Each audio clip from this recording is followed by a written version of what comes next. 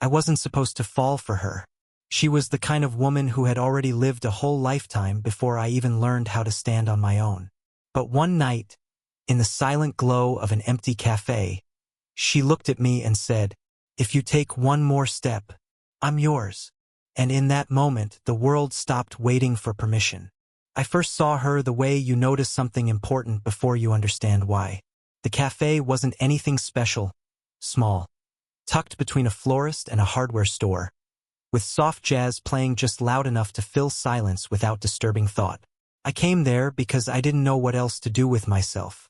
I had left my old job without a plan, and the world felt a bit too wide, a bit too loud. Drawing helped. So I sat in the corner with my sketchbook, hoping the pencil would say what I couldn't. She was the one running the small poetry night that evening. Not the host, just the person quietly making sure everything worked. Lighting candles, adjusting chairs, speaking softly to each performer. No spotlight, no announcement, just presence.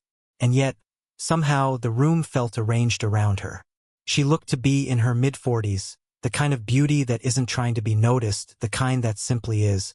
Her hair was tied loosely, a few strands escaping near her cheek.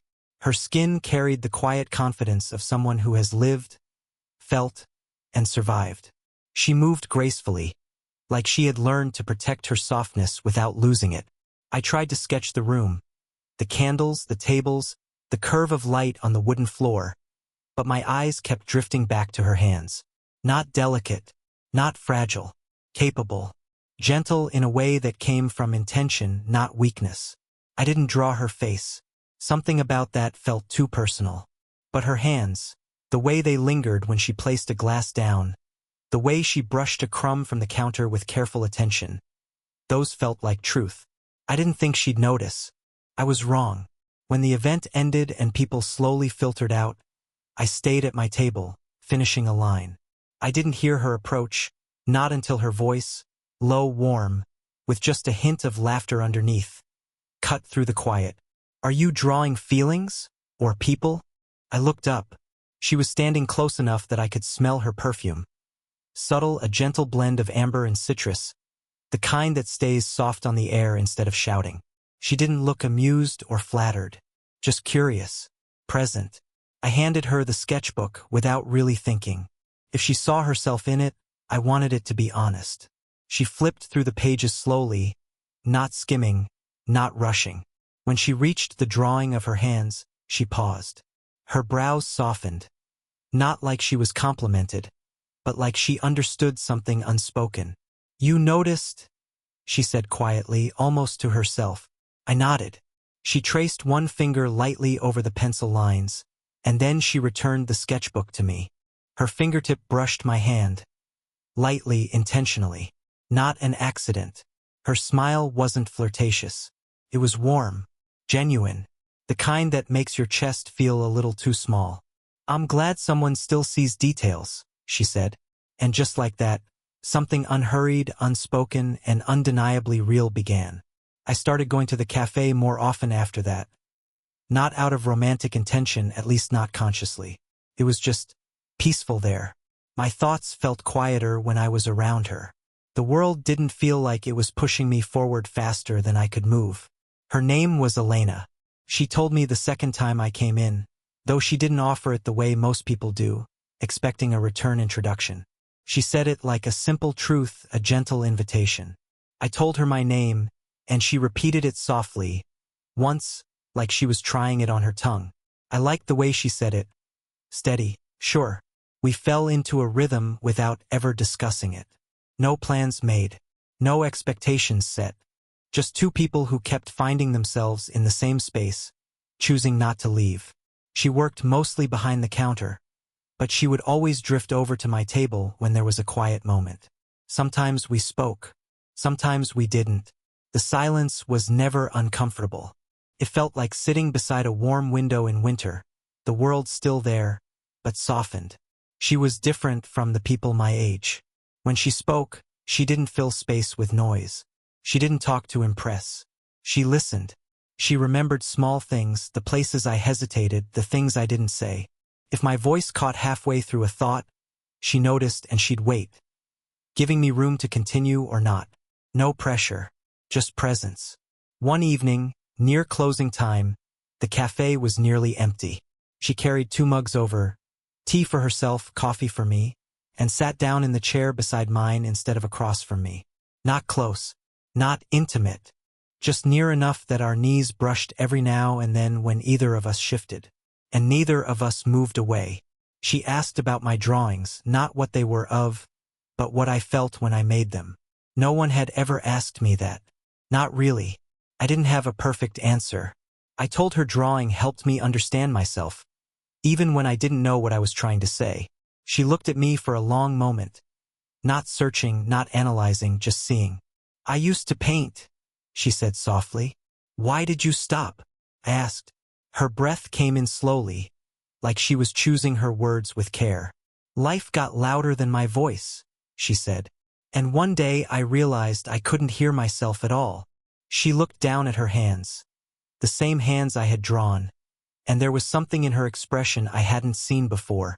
Not sadness, something gentler, something like acceptance of an old grief. I wanted to touch her hand, not to comfort, but to say I see you. But I didn't. Not yet. Instead, I said, you could still start again. She smiled, small, real, a little tired. Maybe, she said. Maybe not. But it's nice that someone thinks I could. The cafe lights were dim by then, and the world outside the windows had gone soft and blue with evening. The clock ticked somewhere behind us. Our knees were still touching. We didn't point it out. We didn't need to. Something was growing, slowly, carefully, and neither of us tried to stop it. It happened on a Thursday evening, the kind where daylight lingers longer than expected, holding on to the edges of buildings as if reluctant to let go. The cafe had closed already. Chairs stacked, counters wiped, and I was leaving just as she stepped outside to lock up. That was when her phone rang. I didn't mean to overhear, but sound carries differently in quiet twilight. Her voice, usually calm and controlled, tightened as soon as she answered.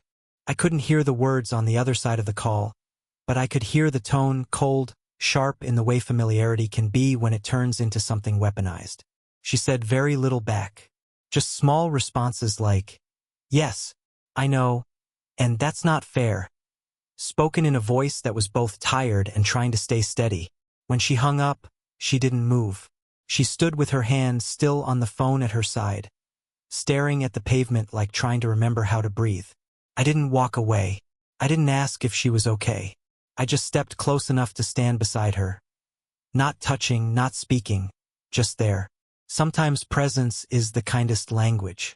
After a moment, her breath shuddered out, the kind that carries weeks' worth of held-in words. She didn't look at me right away. She kept her eyes forward as she spoke. That was my ex-husband, she said quietly. Not explained, just stated. She wasn't asking for sympathy.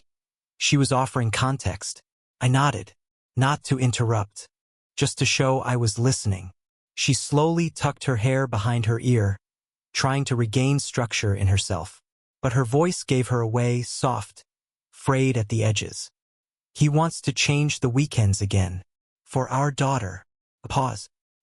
He does this thing where he frames everything like I'm unreasonable for wanting stability. And I know it's not about winning. I know it's just parenting. But sometimes it feels like he still gets to decide who I'm allowed to be. I didn't speak. She didn't need advice. She needed space to be seen.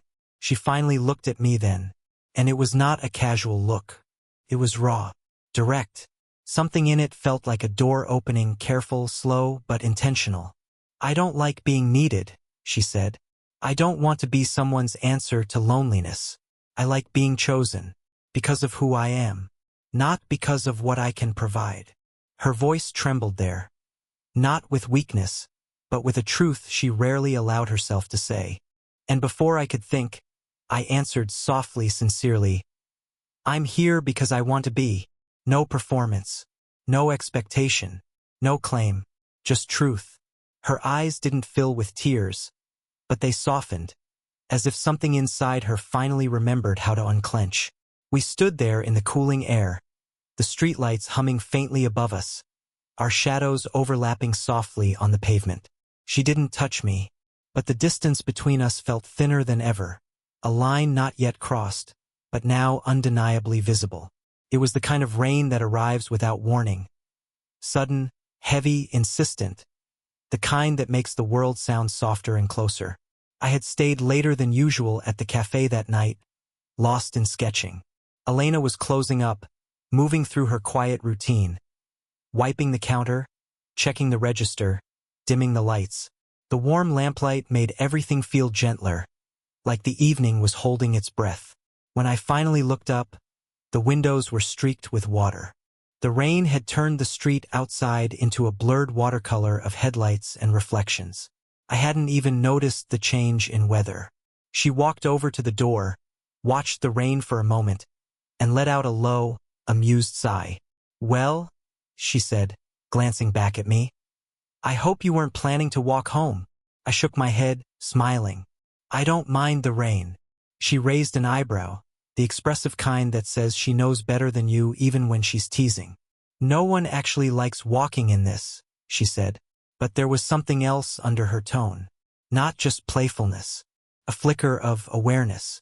Of us being alone. Of the hour. Of the world outside becoming distant and the room inside becoming smaller. She made tea, chamomile for her, peppermint for me. Something that had become quietly ours. We sat at one of the corner tables, where the overhead lights had already been dimmed. Only the small lamps by the counter were still glowing, bathing the cafe in amber tones. We spoke in the kinds of voices people use when they don't want to disturb the moment. She told me about a poem she liked, something about carrying entire worlds inside your chest. I listened not to the words, but to the way she said them. Soft, thoughtful, like she was giving me something precious without calling attention to it. I told her about a sketch I couldn't quite finish, how something about it felt incomplete. She didn't offer critique. She just asked what I was trying to find in it. The question settled in me like a stone in calm water, rippling outward. The rain kept falling. Time felt like it stopped paying attention. At some point, our hands ended up near each other on the table. Not touching, just close enough to feel the warmth radiating across that small distance. The kind of closeness where a person's presence becomes an atmosphere. She looked at our hands, then at me. Her gaze was steady, but there was something fragile at the edges, like hope wrapped in caution.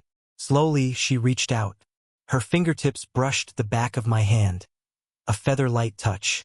Not claiming, not asking, just acknowledging. Felt like a confession. And for a moment, the kind suspended outside of ordinary time, I leaned closer. Not enough to break anything, just enough to almost let something begin. But she withdrew her hand. Not quickly, not coldly, just gently, like setting down something delicate. "You're young," she whispered. "You don't know what this could cost you." I didn't respond right away.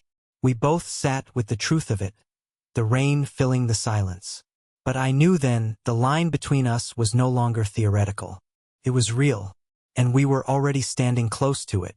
The next few days felt uneven, as if something in the air had shifted and I was the only one who noticed. The cafe was still there.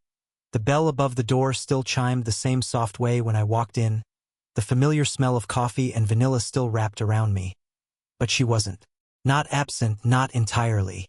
Just further away. She spoke to me like before, yes. She smiled. She asked how I'd been. But the closeness, the ease, the quiet gravity between us, had been pulled back like the tide.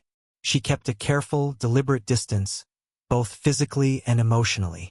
Her movements were measured. Her voice was gentle but guarded. And her eyes, they didn't linger anymore. It was subtle but unmistakable, the way someone pulls away not because they want to, but because they believe they have to. I tried not to take it personally. I tried to convince myself I was imagining it. But I wasn't. Something had changed the night of the rain. Something fragile had stirred awake, and she was afraid of it. For a while, I let her have the distance. I didn't want to push her. I didn't want to turn something delicate into something forced. But the space between us grew heavy, like a room where all the windows are closed and the air has stopped moving. One evening, I found her in the back storage room, restocking cups. Not hiding but retreating, giving herself something simple to focus on. She didn't look up when she said, "You don't have to check on me." I leaned against the doorframe. I didn't say anything. She placed a stack of cups on the shelf a little too carefully. "You didn't have to." Silence stretched, not empty, but full. When she finally turned to face me, the expression in her eyes hurt more than any rejection could have. Not anger, not regret, fear. Not of me, but of how much she already felt. Her voice was quiet when she spoke. Not trembling, controlled, but only just enough to hold. "I don't know how to do this," she admitted. "You're young. You still have time to change. To want someone else. To look back and wonder what you were thinking." I stepped forward once. Not too close, just enough to meet her eyes directly. "I don't want something temporary," I said. "I don't want something to pass the time, or something that fades when life gets complicated. I want what feels real. I want you, not an idea of you, not a moment of you. You." Her breath broke. Not loud, just a faint, involuntary sound. She closed her eyes for a moment, as if bracing herself against the feeling of being seen. When she spoke again, her voice was barely above a whisper. "If I let myself want you," she said, "I won't know how to stop." There it was. The truth she had been holding alone. Not that she didn't want me, but that she wanted me too much. I didn't touch her. I didn't rush the moment. I simply said, quietly, sincerely, "I'm not asking you to stop." And the silence that followed felt like the air before lightning. Charged, waiting, alive. The cafe felt different that night. Maybe it was the lighting, dimmer than usual, as if the room itself understood something meaningful was about to happen. Maybe it was the silence, thick, full, like an inhale held too long. Or maybe it was simply that both of us had run out of places to hide. She stood behind the counter, drying the same glass long after it was already dry. Her movements were precise, controlled, the kind a person uses when their heart is anything but. I sat at my usual corner table, sketchbook closed this time. No pencil, no distraction, just waiting without rushing her.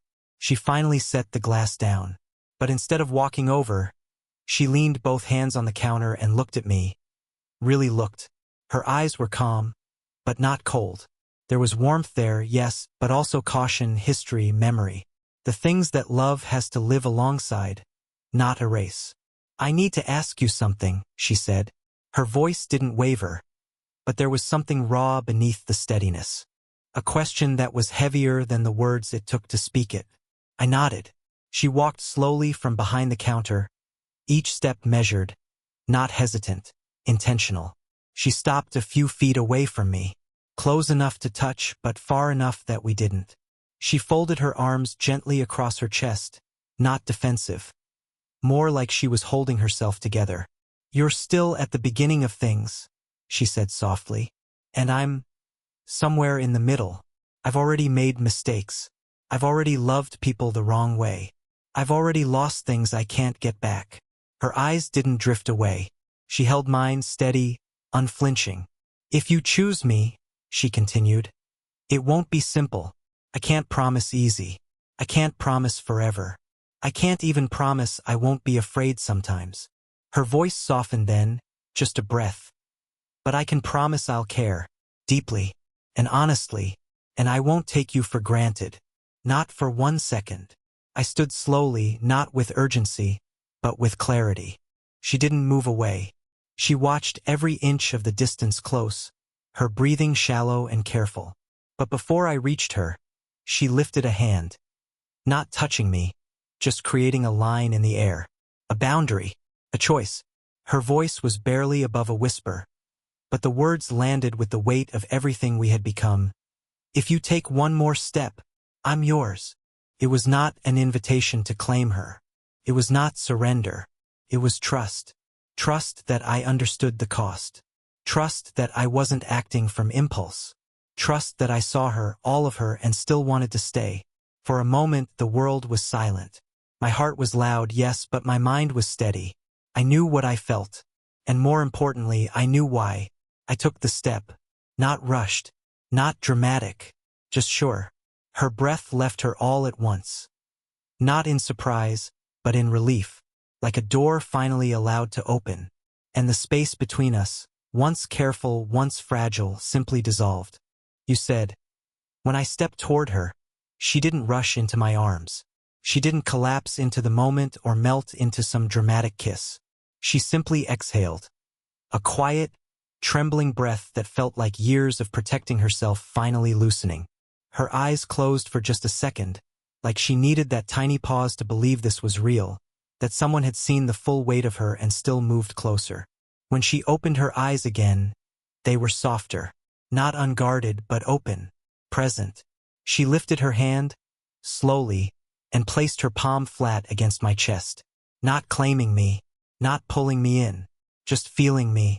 My heartbeat was impossibly loud, but she smiled, small and warm, like she could feel the sincerity in it. And then, without hurry, she stepped forward into me. Her head rested against my shoulder, her arms looped loosely around my waist. It wasn't passion. It wasn't heat. It was home, the kind of closeness that asks nothing and gives everything. I wrapped my arms around her. Slow, steady, mindful, like holding something sacred and human and real. We stood like that for a long time. The cafe was quiet, the rain still threading softly against the windows, the world outside moving on without us.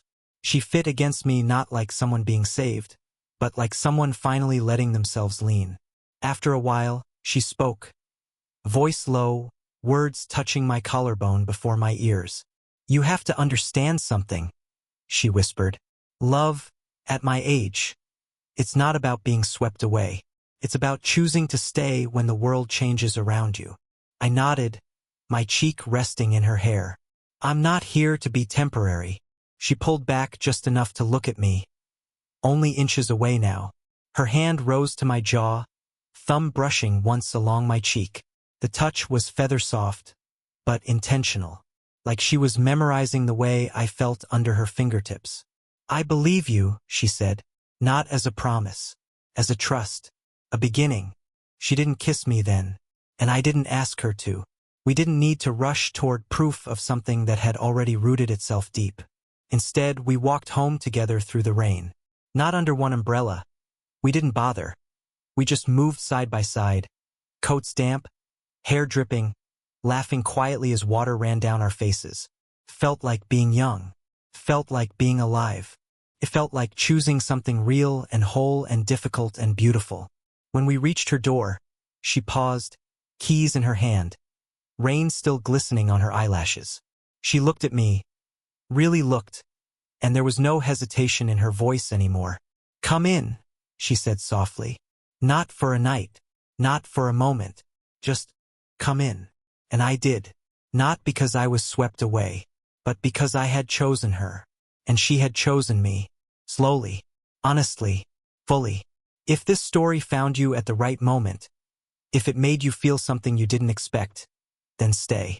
There are more stories like this, more glances that turn into storms, more nights where a single sentence changes everything.